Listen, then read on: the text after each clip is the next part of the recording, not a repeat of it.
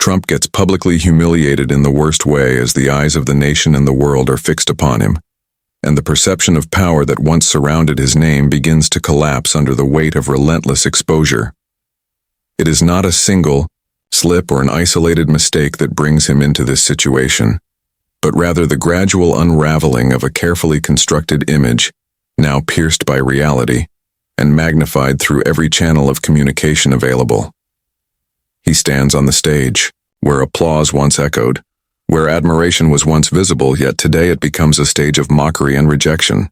His attempts to deflect, to regain control, and to reassert his narrative only serve to intensify the spectacle of his downfall. For every word spoken in self-defense sounds weaker than the criticisms launched against him.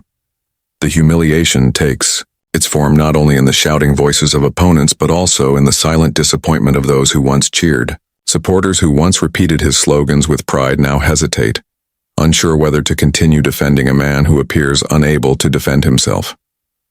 The loss of loyalty is not sudden but progressive, and it reveals itself in whispers, in hesitant remarks, in the absence of the once energetic rallies that fueled his rise.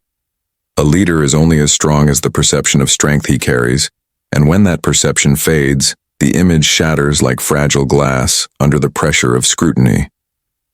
Public humiliation is not just about insults or criticism. It is about the stripping away of control. Trump once controlled the rhythm of news cycles, dictating conversations and setting agendas. But now the cycle turns against him. The very networks that once broadcast his every move now display his mistakes in slow motion. The cameras zoom in not to amplify his triumphs but to capture his discomfort, his missteps, his forced expressions as he struggles to maintain composure. Each broadcast becomes a reminder of his vulnerability, each headline a further blow to the reputation he once guarded so fiercely. There is a unique sting in humiliation that comes not only from opponents, but from institutions that once appeared protective. The political allies who once stood beside him begin to shift their stance, carefully distancing themselves as though retreating from a sinking ship. Their words grow cautious, their tones less supportive, until finally silence becomes their safest position. Trump, who once commanded loyalty with an iron grip, finds himself isolated, the circle of trust shrinking until only a shadow remains. And in this isolation, the humiliation becomes heavier, because it is no longer about public mockery but about abandonment from those who once claimed to believe in him. The moments of humiliation appear in speeches where words falter, in interviews where responses stumble, in debates where retorts fail to land. The audience that once roared with laughter at his jokes now chuckles at his expense. A man who built his persona on dominance now appears diminished, not by an enemy's strategy, but by the mirror held up before him, reflecting contradictions, weaknesses, and failures.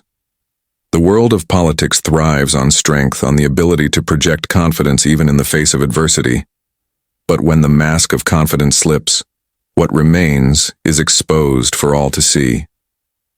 Trump faces not only the judgment of politicians and commentators, but also the relentless commentary of the public. Social media, once a platform where his words could spread like wildfire, has transformed into a stage of endless parody, ridicule, and criticism. Every gesture is exaggerated, every phrase twisted, every appearance dissected by millions of users, who share their mockery at lightning speed.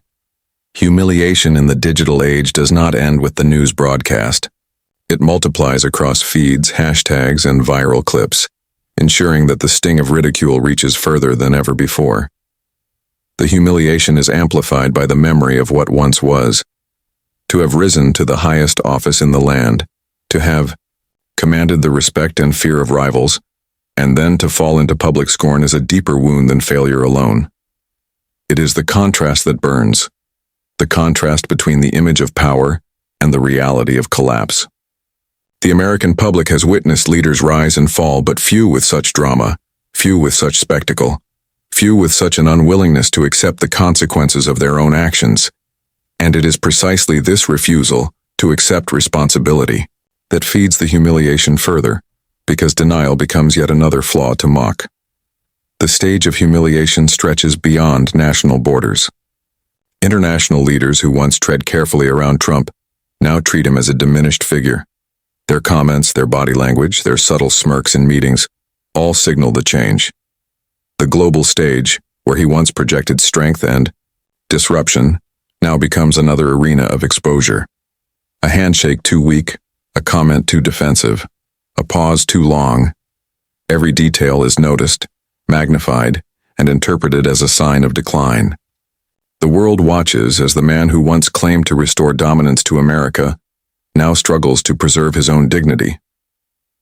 Public humiliation has a psychological weight that grows heavier with each repetition. Trump finds himself not only mocked in external spaces but also haunted internally by the memory of these exposures. His speeches attempt to mask it, his tone tries to rise above it, but the repetition of humiliation becomes inescapable. Each attempt at reasserting authority reminds the public of previous failures. Each declaration of strength becomes a reminder of weakness. And so, humiliation transforms into a cycle, each round feeding the next, each incident reinforcing the wow narrative of decline. The American people are not simply observers of this downfall, they are participants. In cafes, in workplaces, in homes, conversations about Trump no longer focus on policies or promises, but on blunders and embarrassments. The figure who once sparked heated debate about direction and ideology is now reduced to the subject of jokes. Even those who once defended him grow weary of justifying the unjustifiable, tired of repeating lines that no longer convince even themselves. The humiliation becomes collective, shared across a nation that sees in him not only a leader exposed but also a reflection of what they once accepted. As time passes, the events that trigger this humiliation are cataloged, replayed, and archived. They are brought up not only by critics but by historians, journalists, and analysts who use them as examples of how leadership can falter. The humiliation outlives the moment. It becomes a permanent mark in the narrative of his public life. Every attempt to rewrite history is met with the stubborn memory of footage, transcripts, and recordings. The permanence of these records ensures that the humiliation is not forgotten but carried forward, available for endless review.